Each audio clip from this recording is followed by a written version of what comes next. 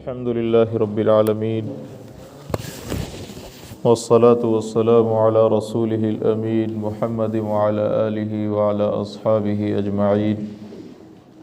الحمد لله الذي لم يزل ولا يزال حيا قيوما عالما قديرا سميعا مدبرا بصيرا، ونشهد أن لا إله إلا الله وحده لا شريك له وكبره تكبيرا، ونشهد أن سيدنا ومولانا محمدا عبده ورسوله الذي أرسل إلى الناس كافة بشيرا ونذيرا وداعيا إلى الله بإذنه وسراجا منيرا.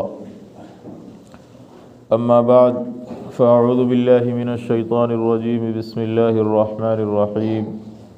يا أيها الذين آمنوا قوا أنفسكم وأهليكم نارا. وقال النبي صلى الله عليه وسلم عن ابن عباس رضي الله عنه قال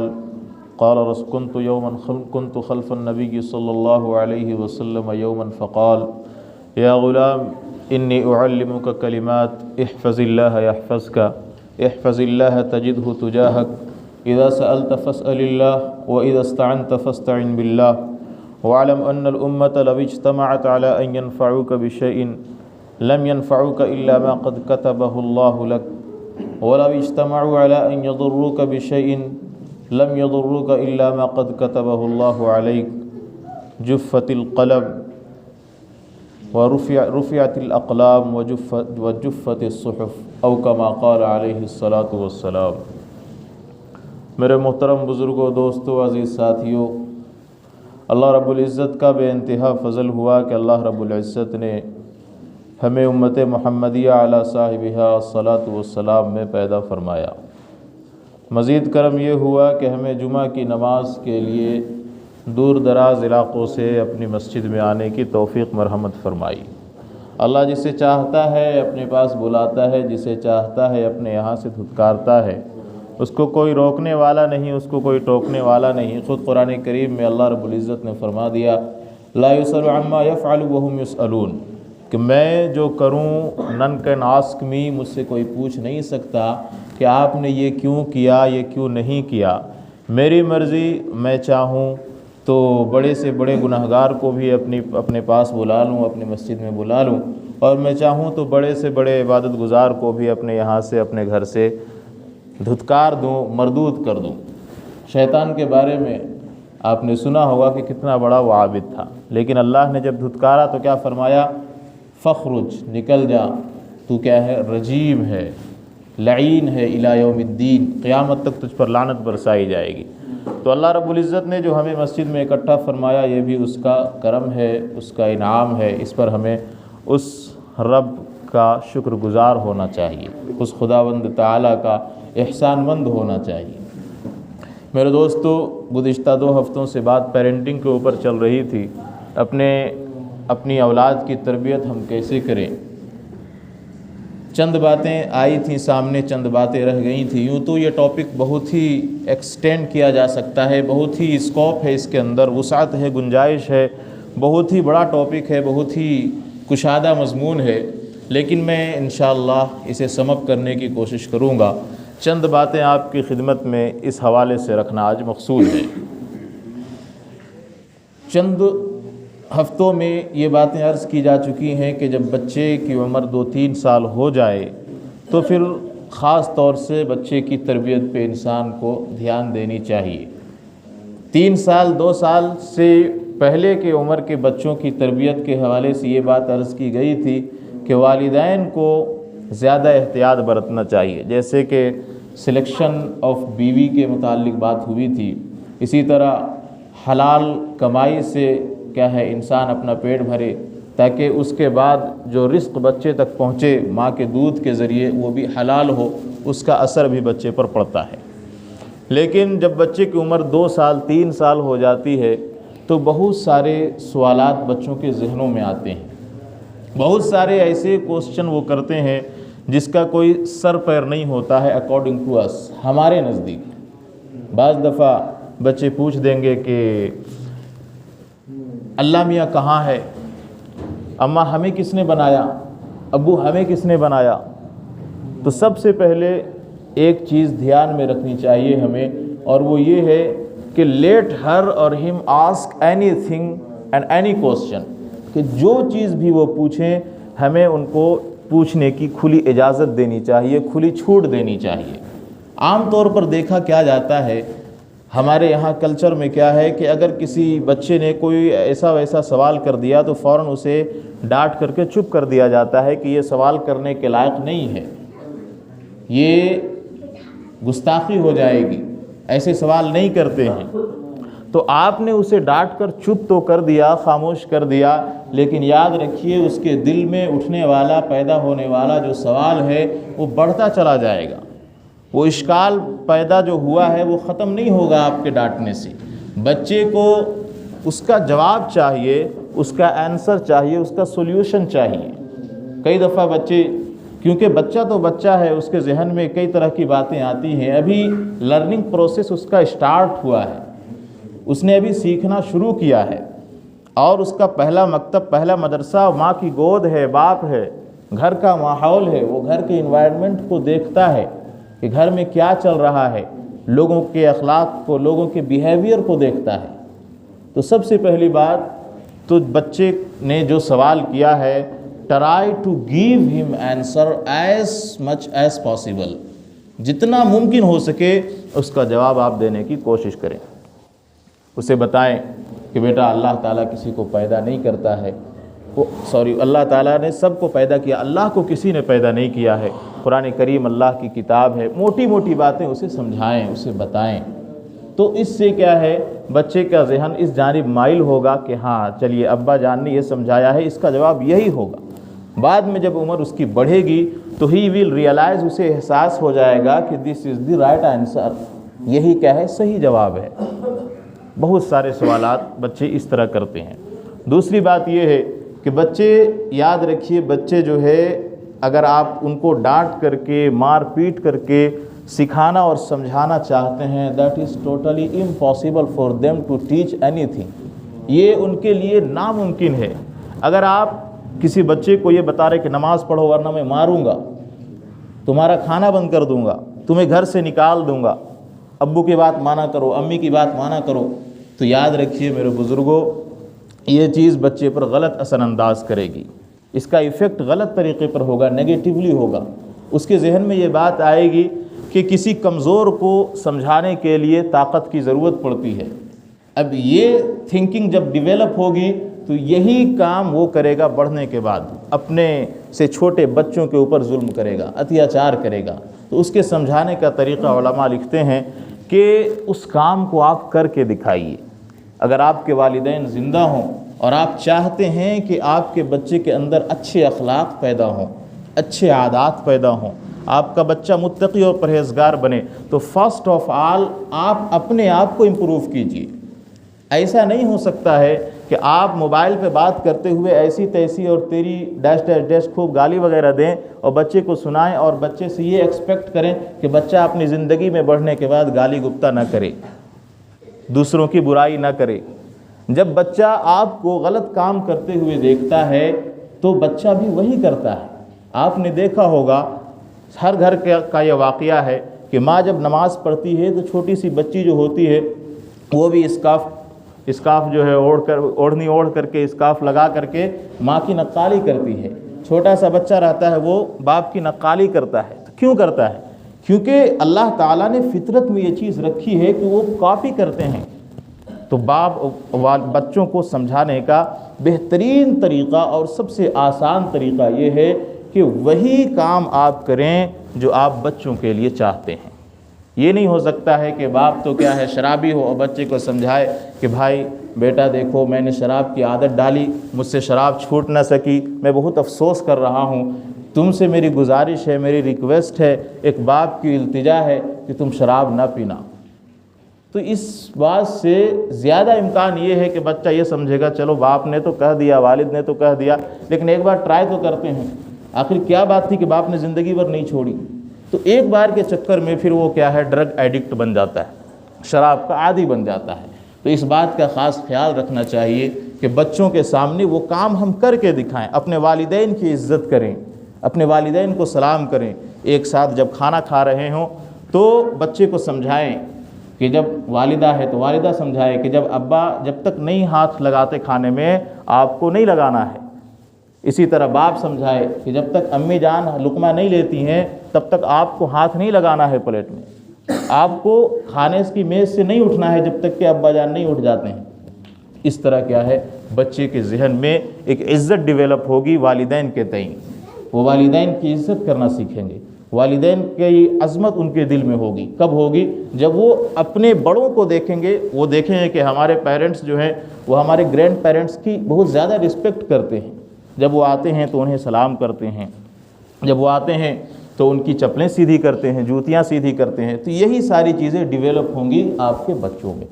یہ گڈ وے ہے ان کو ٹیچ کرنے کا, بہترین طریقہ ہے ان کو اخلاق سکھانے کا. اور اگر ہم یہ کام نہ کریں تو پھر زیادہ امکان ہے کہ ہمارے بچے پھر ہماری طرح بنیں گے. پھر اس میں غلطی پھر میرے دوستو بزرگوں ہماری ہوگی کہ ہم نے خود اس کام کو نہ کیا اور ہم یہ ایکسپیکٹ کر رہے ہیں کہ ہمارے بچے بھی ویسے بنیں. تو یہ ناممکن ہے. اسی طرح اور بھی بہت سی باتیں ہیں اس حوالے سے. ایک بات یہ بھی ہے کہ عام طور پر یہ ہوتا ہے کہ جب بچہ بڑا ہو جاتا ہے تو شرارت کرتا ہے. 7 سال کی عمر ہے, 8 سال کی عمر ہے تو کچھ بھی وہ مانگتا ہے. فار ایگزامپل کوئی کھلونا مانگ دیا, کوئی گاڑی مانگ دی, موبائل مانگ دیا.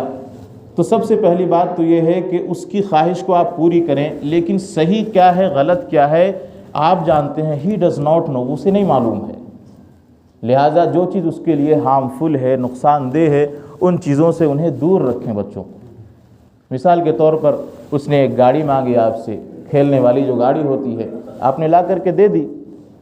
اور ایک چیز یاد رکھیے اس بیچ میں کہ ہر خواہش کو کبھی بھی بچے کی پوری نہ کیجیے. اگر آپ اس کی ہر خواہش کو پوری کرتے ہیں تو کل کو جا کر کے وہ ایسی ایسی خواہشیں کرے گا that you will never be able to do, جس کو آپ نہیں کر سکتے ہیں, پوری نہیں کر سکتے ہیں. تو پھر وہ آپ سے لڑے گا, جھگڑے گا. اسی طرح سے لوگ باغی بن جاتے ہیں والدین کے کہ میرے والد نے میرے لیے یہ نہیں کیا, یہ نہیں کیا. تو اس کی تربیت شروع سے ہوتی ہے. بعض دفعہ آپ کو اس کو رسپانسبل بنانے کے لیے بہت سے کام جو ہے خود سے کرنے کے لیے دینا ہوگا. بیٹے یا بیٹی تم یہ کام خود کرو. کیوں؟ تاکہ اس کے اندر جو ہے اکاؤنٹیبلٹی جو ہے ڈیولپ ہو سکے. جواب دہی کی جو صلاحیت ہے یا پھر ٹیلنٹ جو ہے خود سے کسی کام کو کرنے کا, نربھر ہونے کا, آتم نربھر ہونے کا, وہ کیا ہے اس کے اندر ڈیولپ ہو سکے کہ میں نے یہ کام خود کرنا ہے, مجھے اس کام کو خود سے انجام دینا ہے. وہ سیلف ڈیپینڈنٹ بنے, خود سے کسی کام کو کرنے کے لائق بنے. آج کیا ہوتا ہے کہ اگر بچہ ہے تو دلار پیار میں, لاڈ پیار میں ہم اتنا زیادہ اس کو پوچھتے ہیں, خوشامد کرتے ہیں کہ نہیں تمہیں یہ کام نہیں کرنا ہے, یہ کام ابو کر دیں گے, یہ کام امی کر دے گی, یہ کام بڑے بھیا کر دیں گے. تو وہ یہ سمجھتا ہے کہ بھائی میرے تو سارے کام اسی طرح ہو جا رہے ہیں. تو اس کے اندر سستی پیدا ہوتی ہے. جب وہ باہر جب نکلتا ہے ماحول میں تو پھر اس کا دماغ اس تیزی کے ساتھ کام نہیں کر پاتا ہے جس تیزی کے ساتھ اسے کرنا چاہیے. پھر کسی مصیبت میں جب وہ پڑھنے کے بعد پھنستا ہے تو اس سے گیٹ ریڈ آف ہونے کے لیے, چھٹکارا پانے کے لیے بڑی پریشانیوں کا سامنا کرنا پڑتا ہے. تو اس کے لیے والدین کی ذمہ داری یہ بنتی ہے کہ اس کو اکاؤنٹیبل بنانا, اس کو ذمہ دار بنانا, اس کے اندر ذمہ داری کا احساس دلانا چاہیے. تو میں یہ عرض کر رہا تھا کہ بچے کی ہر خواہش کو پوری کبھی بھی نہ کریں. بچے نے ایک گاڑی مانگی, آپ نے لے دی. دوبارہ جب وہ دوسری گاڑی مانگ رہا ہے تو آپ کو اندازہ ہو جائے گا, کیونکہ اس کی جو نفسیات ہے اس کا مطالعہ آپ زیادہ بہتر طریقے سے کر سکتے ہیں, اس کی سائیکالوجی کا مطالعہ آپ بہتر طریقے سے کر سکتے ہیں. تو آپ دیکھیں کہ کہیں یہ اس کا عادی تو نہیں بن جا رہا ہے. تو جب آپ کو یہ احساس ہو تو آپ کیا کریں, آپ اسے منع کریں.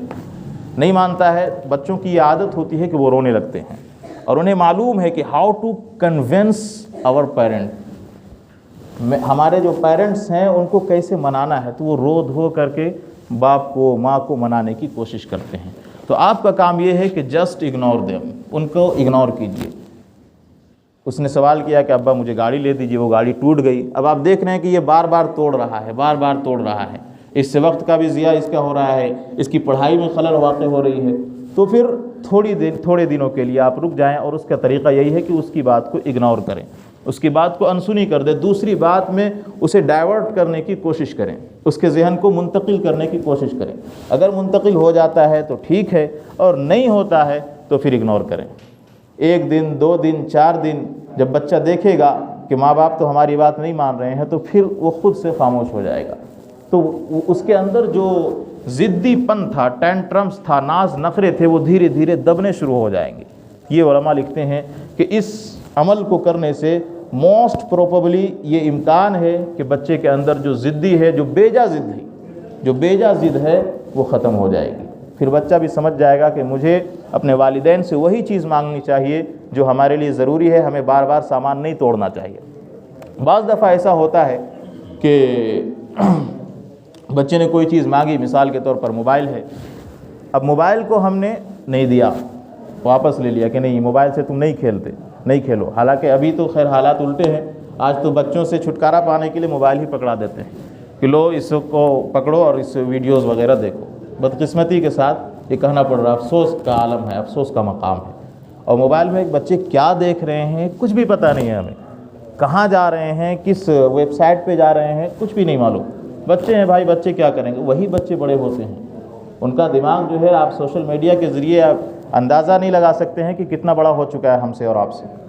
تو بچے جب بھی موبائل لیں، پہلی بات تو موبائل دینا نہیں چاہیے، اور اگر آپ دے رہے ہیں تھوڑی دیر کے لیے، اب اچانک تو اس کی عادت کو آپ ختم نہیں کر سکتے ہیں، تو تھوڑی دیر کے لیے دے رہے ہیں تو ہسٹری چیک کریں، اس کے ساتھ رہیں، وہ بچہ کیا دیکھ رہا ہے وہ دیکھیں۔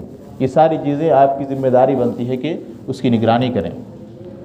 تو اگر آپ موبائل نہیں دے رہے ہیں، پھر دوسرا مرحلہ جب آئے گا کہ جب آپ موبائل اس سے لے لیں گے، چھین لیں گے، اور اگر آپ کا بچہ چھوٹا ہے، ابھی وہ موبائل کا عادی نہیں ہے، تو اسے موبائل نہ دیں، الٹرنیٹ سولوشن دیں۔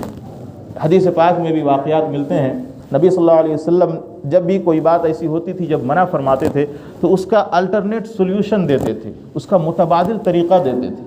جیسے بچے نے آپ سے ایک چابی مانگی، گاڑی کی چابی، اب ظاہر سی بات ہے یہ اندیشہ ہے کہ چابی گم ہو سکتی ہے، کہیں گم ہو، وہ بچہ کہیں نالی میں پھینک دے تو پھر پریشانی مجھے ہوگی، تو آپ نے منع کر دیا۔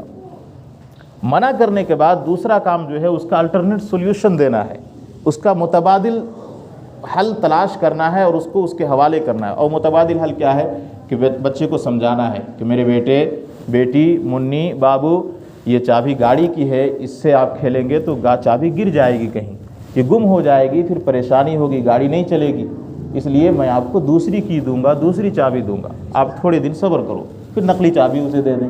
اسی طرح نقلی موبائل دے دیں۔ اللہ کے رسول صلی اللہ علیہ وسلم کا ایک واقعہ ملتا ہے حدیث پاک میں کہ حضرت بلال رضی اللہ تعالی عنہ نے 2 ردی کھجور کی ٹوکری لی اور اسے ایک صحیح کھجور کی ٹوکری سے بدل لی۔ آپ صلی اللہ علیہ وسلم نے فرمایا کہ بلال یہ تو حرام ہے، کیونکہ پیسے کو پیسے کے بدلے، یعنی ایک چیز کو دوسری چیز کے بدلے برابر سرابر تو ہم خرید و فروخت کر سکتے ہیں، لیکن اگر ہم کم بیشی کے ساتھ کرتے ہیں تو یہ سود ہو جائے گا، یہ غلط ہے، حرام ہے۔ ہاں البتہ یہ کرو، فوراً الٹرنیٹ سولوشن دیا آپ صلی اللہ علیہ وسلم نے۔ اور ہم کیا کرتے ہیں، بس یہ نہیں کرنا ہے، اس کے بعد اس کے بجائے کیا کرنا ہے وہ ہم نہیں بتاتے ہیں۔ بچہ اگر بازار جا رہا ہے تو بچے کو ہم یہ سمجھا دیتے ہیں کہ بچے بازار نہیں جانا ہے، میدان نہیں جانا ہے، برے بچوں کے ساتھ نہیں کھیلنا ہے۔ بھائی وہ بچہ ہے، اس کا بھی دل دماغ ہے، اس کو بھی مائنڈ فریش کرنے کے لیے کوئی تو انوائرمنٹ چاہیے، کوئی تو جگہ چاہیے۔ تو یہ بتائیے کہ یہ بچے غلط ہیں، ان کے ساتھ نہ رہو، یہ بچے صحیح ہیں، ان کے ساتھ رہو۔ بیٹا ادھر نہ جاؤ، یہاں پہ کھائی ہے، یہاں پہ کنواں ہے، ادھر گر سکتے ہو، یہاں پہ بجلی ہے، کرنٹ لگ سکتا ہے، اس سائڈ کھیلا کرو، یہ کام نہ کرو، یہ کام کرو۔ موبائل میں یہ چیز نہ دیکھو، یہ چیز دیکھو، گانے نہ سنو، نعت سنو، قرآن کریم سنو۔ تو یہ الٹرنیٹ سولوشن جب دیں گے تو اس کا ذہن جو ہے، بچے کا ذہن فوراً ڈائیورٹ ہوگا، منتقل ہوگا کہ والد صاحب تو کیا ہے، ٹھیک کہہ رہے ہیں۔ اور بچہ بڑا معصوم ہوتا ہے تو اس پر اسے عمل کرنے میں ذرا بھی دشواری نہیں ہوگی۔ وہ ہمارے اور آپ کی طرف پکا ہوا نہیں ہوتا ہے کہ جسے معلوم ہو کہ یہ دیکھنے سے یہ فائدے ہیں اور اس کے یہ نقصانات ہیں، اور وہ اتنا بڑا پکا عادی بھی نہیں ہوتا جس طرح ہم اور آپ ہو جاتے ہیں یا ہو چکے ہیں۔ تو ایزیلی کیا ہے، اس کا ذہن ڈائیورٹ ہو جاتا ہے، کنورٹ ہو جاتا ہے۔ تو میں یہ عرض کر رہا تھا کہ اللہ کے رسول صلی اللہ علیہ وسلم نے حضرت بلال رضی اللہ عنہ کو فوراً الٹرنیٹ سولوشن دیا، اور وہ سولوشن کیا تھا کہ جاؤ پہلے 2 ردی جو ٹوکریاں ہیں کھجور کی انہیں بیچو، اس سے جو پیسے آئیں ان پیسوں سے جا کر کے تم اپنی صحیح کھجور خریدو۔ تو یہ الٹرنیٹ سولوشن ہمیں اپنے بچوں کو دینا چاہیے۔ جب اس طرح سے ہم اپنے بچوں کی تربیت کریں گے تو بعد میں بچے بڑے ہو کر کے، میرے بزرگوں دوستو، ہمارے لیے زاد آخرت بنیں گے، زاد راہ بنیں گے۔ اور اگر ہماری تربیت ایسی نہیں ہوگی تو اب دیکھیے کس طرح کے خرافات بچے کرتے ہیں۔ ابھی آنے والا ہے ہیپی نیو ایئر کے نام سے، جو دنیا کے اندر کتنی زیادہ گناہ کا بازار گرم کیا جاتا ہے، اور نہ جانے کیسی عیاشی اور فحاشی کے بازار گرم ہوتے ہیں۔ آپ بڑی بڑی سٹیوں میں جا کر کے دیکھیں، حیدرآباد ہے، دلی ہے، بنگلور ہے، مدراس ہے، بڑے بڑے جو سٹیز ہیں، نوجوان بچے جو ٹین ایجر ہوتے ہیں، اپنے ماں باپ، کیونکہ ان کی تربیت نہیں ہوتی ہے صحیح، ماں باپ کی بات ماننے سے انہیں کوئی سروکار نہیں ہے، ان کے اندر اس احساس کو کبھی بیدار ہی نہیں کیا گیا کہ ماں باپ کی اطاعت کتنی ضروری ہے، ماں باپ کی بات ماننا کتنا امپورٹنس رکھتا ہے، تو ان کو کبھی ریئلائز نہیں ہوتا ہے۔ اس لیے وہ کیا کرتے ہیں، نیو ایئر کے نام پہ خوشیاں مناتے ہیں، ہیپی نیو ایئر کے نام پہ۔ ابھی 2022 کا سورج غروب ہوگا، پھر 2023 کا سورج نکلے گا، اور اس میں پورے خرافات، ہر وہ گناہ کرتے ہیں بچے جو دوسرے دنوں میں کرنے کے بارے میں شاید سوچا بھی نہ جا سکتا ہو۔ دوسروں کی عزتوں کو تار تار کرتے ہیں۔ بہت سے بچے اسی رات میں نشیری گنجیری بنتے ہیں، نشہ آور چیزوں میں مبتلا ہوتے ہیں، شرابی کبابی کی شروعات یہیں سے ہوتی ہے، شراب کی، شرابی کبابی بنتے ہیں۔ کیوں بنتے ہیں؟ کیونکہ یہ نیو ایئر ہے۔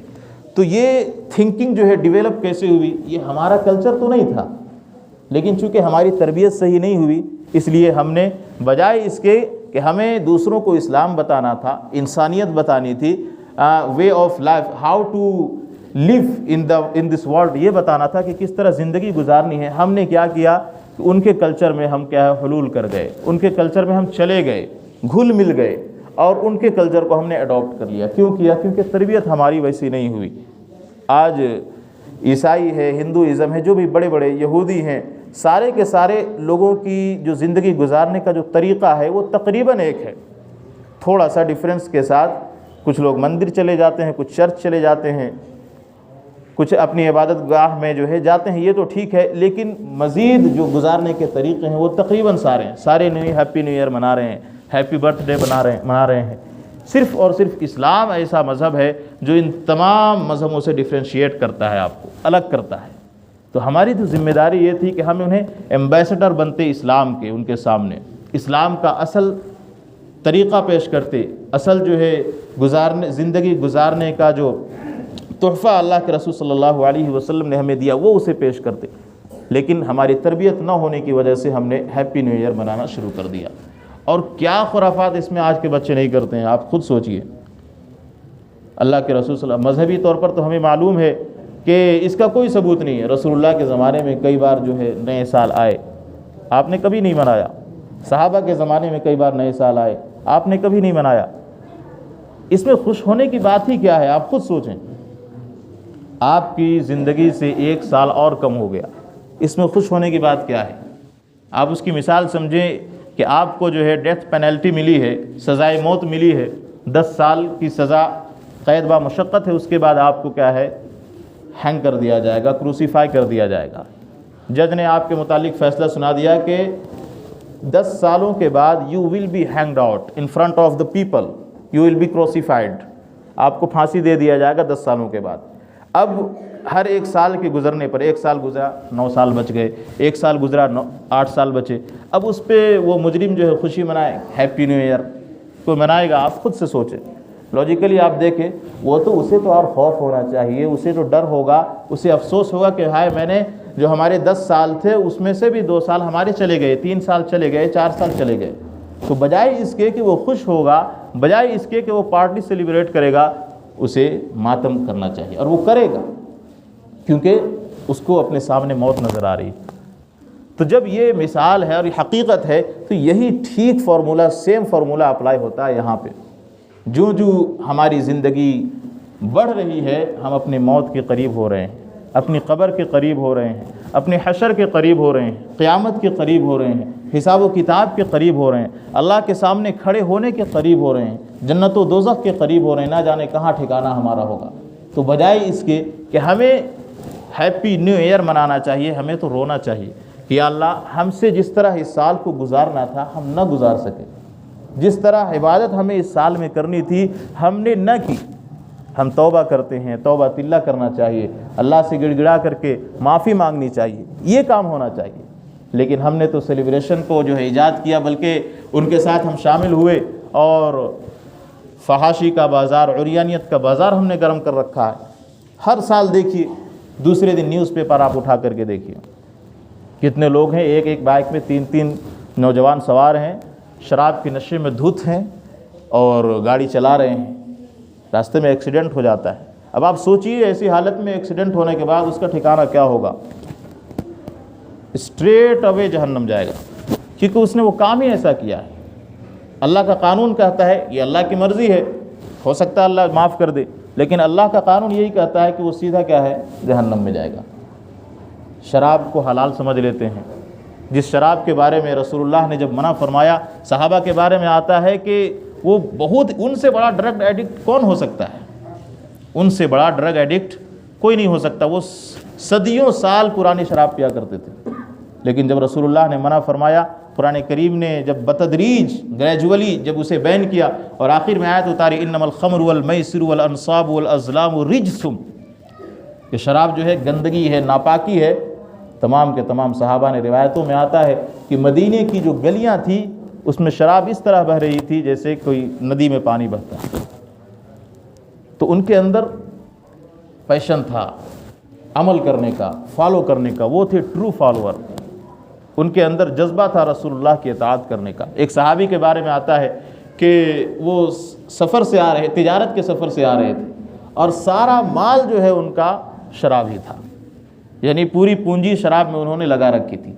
جب ان کو یہ خبر پہنچی ہے تو انہوں نے لمحہ برابر بھی توقف کیے بغیر سارے کے سارے مٹکے توڑ ڈالے اور ساری شراب ضائع کر دی۔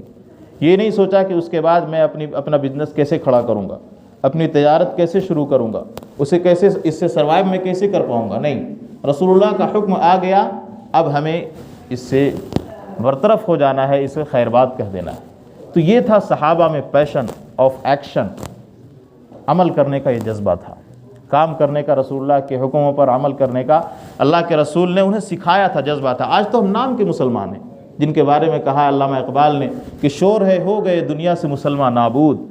ہم یہ کہتے ہیں کہ تھے بھی کہیں مسلم موجود، وضع میں تم ہو نصارہ تو تمدن میں یہود، تمدن میں ہنود، یہ مسلمان ہے جنہیں دیکھ کے شرمائے یہود۔ یوں تو تم مرزا بھی ہو، سید بھی ہو، افغان بھی ہو، تم سبھی کچھ ہو، بتاؤ کہ مسلمان بھی ہو۔ تو ہماری حالت ہو گئی ہے، جس شراب کو قرآن نے حرام کیا، اللہ کے رسول صلی اللہ علیہ وسلم کی حدیث مبارک ہے، وقت نہیں ہے بیان کرنے کا، جس میں اللہ کے رسول نے لعنت فرمائی 10 ایسے لوگوں کے اوپر جو شراب کے کاروبار میں ملوث ہوتے ہیں۔ آج اسی شراب کو ہم حلال سمجھتے ہوئے نیا سال سیلیبریٹ کرتے ہیں، دوسروں کی عزتیں لوٹتے ہیں۔